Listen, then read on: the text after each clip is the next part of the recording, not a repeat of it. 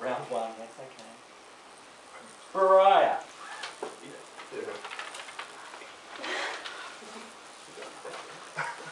Hi, I'm Bria, and to be honest I didn't know that my presentation had to have a title, so as of now it is called Creating an Engaging Presentation. Okay, yeah. So when presenting an essay, it's crucial to focus on both engaging your audience as well as communicating your chosen issue or idea. This is done through the use of strong writing and presentation skills. To ensure that your deliverance is clear, direct and or more successful, there are 6 key checkpoints that you should focus on. First up, the beginning. The beginning or introduction of your presentation is used to introduce the topic or idea on which you're speaking. Therefore, it's best to get straight to the point. There's no need to get overly wordy, as there'll be plenty of time for fancy language during the body of your presentation. As you want to engage your audience immediately, the beginning of your presentation needs some type of hook, something that will draw your audience in, whether it be through the use of a rhetorical question or shock factor, or simply that the confidence you emit while you're demonstrating it has the audience hanging off every word. Once you have your audience engaged, it's important to keep them there. One way this is achieved is through eye contact.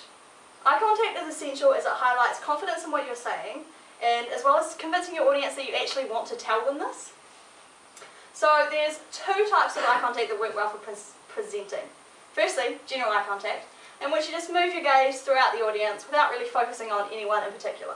That's effective for the beginning of a presentation because it brings everyone in to focus on what you're saying. And secondly, focused eye contact. So instead of a general gaze, you focus on one person at a time, and this gives the feel that you really are speaking directly to that person. Of course, you don't want to focus on one person for too long because it's not a staring competition and you don't want to make anyone feel uncomfortable. So next up is hand gestures.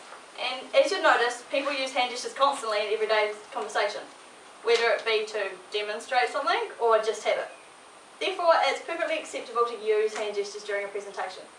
However, you've got to be careful that they don't detract from what you're saying. If the use of hand gestures comes naturally to you, then by all means do so. The audience is going to have more confidence in what you're saying if you yourself appear comfortable, and you don't really need to hold your arms stiffly at your sides because it will only make you look unsure of yourself. When it comes to your voice, it's important to ensure you speak clearly, with sufficient volume and appropriate speed, and in a manner that keeps your audience engaged. So this means focusing on your use of intonation. To ensure clarity when delivering a presentation, it's important to have located any words that may be hard to pronounce or any word groupings that you may stumble upon, and then all that's required is a bit of practice. Making sure you work on your use of intonation is also important, as you don't want your deliverance to be boring. It would be devastating to have written a fantastic presentation and then everyone get really bored because you spent the whole time speaking in a monotone. So stance and movement. As I mentioned earlier, your audience is more likely to engage with your presentation if you demonstrate confidence. So this means a strong stance, feet placed firmly on the ground, a straight back and upright head and shoulders. No slouching or leaning, as it shows disinterest in what you're doing. You want to keep movement to a minimum, well that's my opinion anyway, that you want to keep movement to a minimal, and focus on preventing yourself from any nervous shuffling or fidgeting with your clothes and stuff, because it will draw attention away from what you're trying to communicate. So finally, the ending or conclusion of your presentation.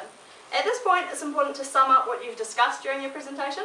So this could be done by briefly underlining the points that you went through, or summing up that big rhetorical question you asked at the start, or even if you want, asking another one. The important thing is to make sure that your ending has as much impact as the rest of your presentation. So on that note, we've reached the end of our checkpoints, and now it's up to you.